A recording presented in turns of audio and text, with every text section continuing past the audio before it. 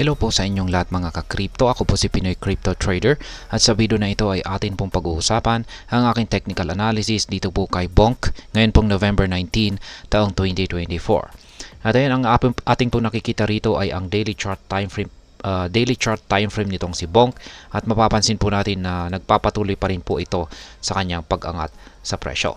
Pero ayan, mukhang ngayon po ay mukhang makakaranas po siya ngayon ng consolidation. Ayan, pagkatapos po niyang basagin yung major resistance line natin na ito kasi mukhang pagod na siya. Ayan, ang dami po niyang binasag ng mga major resistance natin. Kaya, yan, nasabi kong mukhang magko-consolidate po siya rito sa ibabaw ng major support natin na ito, na dating major resistance, sapagkat mapapansin po natin na nag-umpisa na pong lumiit yung mga sukat ng ating mga QQE bars dito sa ibaba. Kapag nag-umpisa pong lumiit po yan, ay it's either makakaranas po ng consolidation or correction itong si Bonk. Kaya yan, update po natin yung mga nabasag na resistance line natin para hindi po tayo malito. Kasi meron po tayong color coding dito. Lahat ng mga kulay red ay nagsisilbing mga support at lahat naman po ng mga kulay green ay nagsisilbing mga resistance. Sa mga bago lamang po rito ay kung pag sinabi po nating support ay harang po ito dito sa ibaba.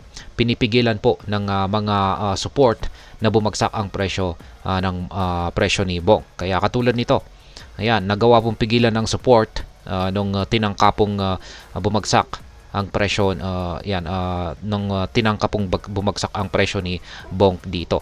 Kaya yan, tumalbog po siya at nagpatuloy po siya sa kanyang pag-angat sa presyo. At ngayon ay kahapon ay mukhang yan na rin po yung nangyayari sa kasalukuyan.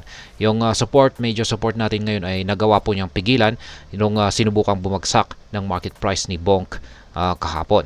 Kaya dahil dyan ay ayan po yung aking naging isang basihan kung saan ay maaari pong makaranas ng consolidation dito po sa ibabaw ng major support natin ang market price nitong si Bonk. Ayan. At yan ay basta magagawang pigilan ng major support natin na 40 digits, 4800 ang kanyang pagbagsak. At masasabi kong solid naman po ang major support natin na ito kung saan ay hindi po ito basta-basta mababasag. Ayan. Ngayon ay yan, update na rin natin ito. Ito na rin po ay nagsisilbing support.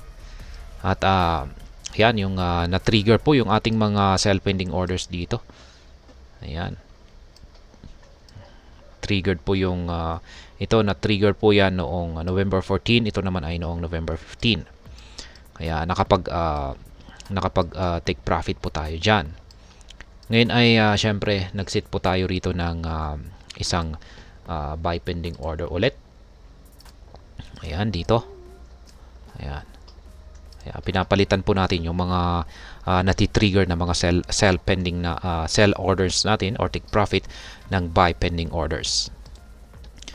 Ayan, ayan ang ating update sa ating mga buy pending orders at sell pending orders ay ayan, nananatili po na yan pa rin yung ating sell pending orders dito. Ayan. Magdagdag pa tayo ng isa rito, ng isang take profit or sell pending order. And basta mga kulay yellow na arrow signs na nakapoint po sa downward direction ay yan po ay mga sell pending orders. Yung mga kulay blue naman ay yan naman po ay mga buy pending orders. Ayan.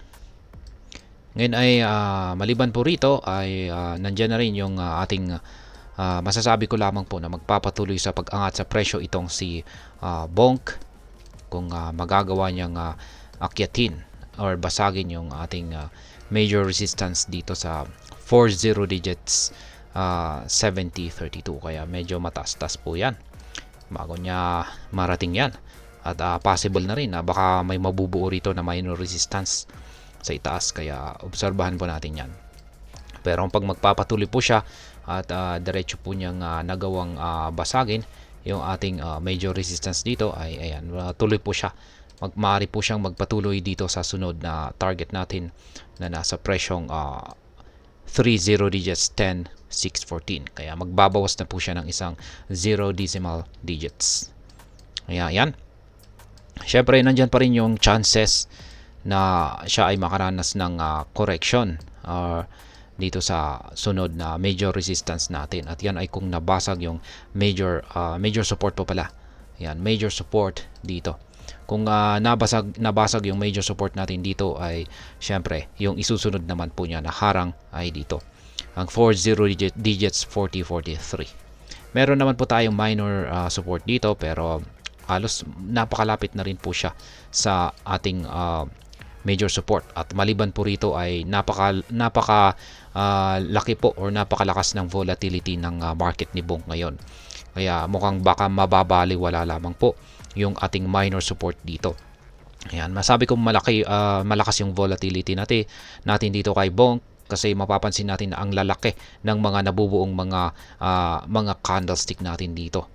Yan po yung isa na paraan para masabi natin na napaka-volatile ng market ngayon ni Bonk. Malalaki yung mga candlestick as compared dito na maliliit yung mga candlestick natin. Ibig sabihin ay walang gaanong volatility. Kaya, ayan.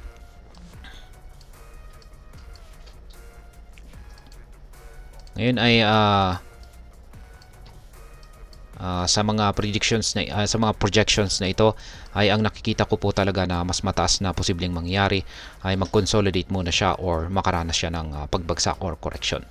Yan, pero wag po tayong mag-alala, kasi hindi naman kung babagsak po itong si Bonk ay hindi naman po gaanong malaki, kasi correction lamang po yan, kasi nananatili pa rin pong bullish ang ating signal sa ating House Sweet Indicator. Yan, napakaganda yung kanyang pangangatawan, malusog na busog, ibig pong sabihin punong-puno po ng bullish momentum ang market ni Bonk. Kaya wag po tayo mag-alala. Yung ating QQE mode indicator naman ay bullish na rin, kasi kulay blue yung mga nabubuong QQE bars natin. Pero pag nagkulay red po yan, kagaya nito, ay yan na po, bearish na po yan. Diyan na po tayo mag-alala or asahan natin na maaring makaranas ng mas matinding pagbagsak sa presyo itong si Bonk. Pero habang kulay blue pa ito, ay syempre may pag-asa pa yan na ipagpapatuloy niya yung kanyang pag-angat sa presyo. At syempre maganda na rin yung syempre babagsak siya. Sana ay babagsak yung pag siya ay magkakaroon ng correction, ay sana mas maganda na babagsak pa siya sa mas mababang presyo. Kasi nakikita ko po na marami po talagang gustong pumasok, mga bagong investors na gustong pumasok na mag-invest dito kay Fluky Ino. Ayan, maraming interesado. Kaso ang problema po kasi ay huli na sila. Ayan, huli na po sila sa kanilang interest na pumasok sa pag-i-invest dito sa mga cryptocurrencies. Ayan, nakaakyat na po dito.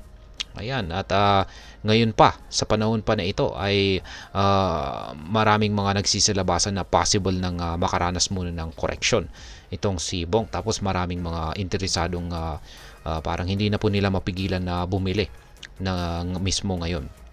Kaya, ayan, medyo yan po kasi, wag po tayong padalos-dalos. Yan po kasi ang pagdating po sa pag-i-invest ay ayan, dapat ay sinamantala na natin nung nasa mababang presyo ito or noong bear market. Yan, itong mga nakalipas na buwan ay talagang matindi po talaga yung bear market. Ayan, pero ngayon na umaangat na ito ay ayan na naman. Ngayon ay yung latest naman po na balita natin dito kay Bonk ay yan, basta dito kay Bonk maraming nagkaka-interest dito ng mga Amerikano. Ayan, mga investors sa US. Parang itong si Bonk naman yung kanilang paborito na meme coin. Yan, sa latest na balita natin ay nahigitan na raw po nitong si Bonk, itong si Dog with Hat, sapagkat nagkaroon po sila ng 1 trillion na token burn. Magkakaroon po pala ng 1 trillion na token burn itong si Bonk ngayong paparating na Pasko or Christmas. Kaya isa po itong magandang kaganapan or event na kaabang-abang para dito kay Bonk. Yan, Bonk price prediction, ayan, $3 billion dollars na milestone ayon sa isang analyst, at meron po kasing isang lumabas na golden cross pattern na kanyang nakita sa kanyang analysis sa kanyang chart. Kaya yan, tindi po niyan. Yan po yung mga latest na balita natin dito kay Bonk. Kaya ayan, abangan na lamang po natin yung mga bago. Maghahanap po ako ng latest na balita natin dito kung ano yung latest update natin dito kay Bonk mamaya. At ayan, sa mga bago lamang po rito ay check na lamang po ninyo ang description ng video na ito para malaman kung anong platform at mga indicators ang ginagamit ko dito. At hanggang dito na lamang po tayo sa video na ito mga ka-crypto. Marami pong salamat sa panonood. Ingat po tayo lagi at God bless po sa ating lahat.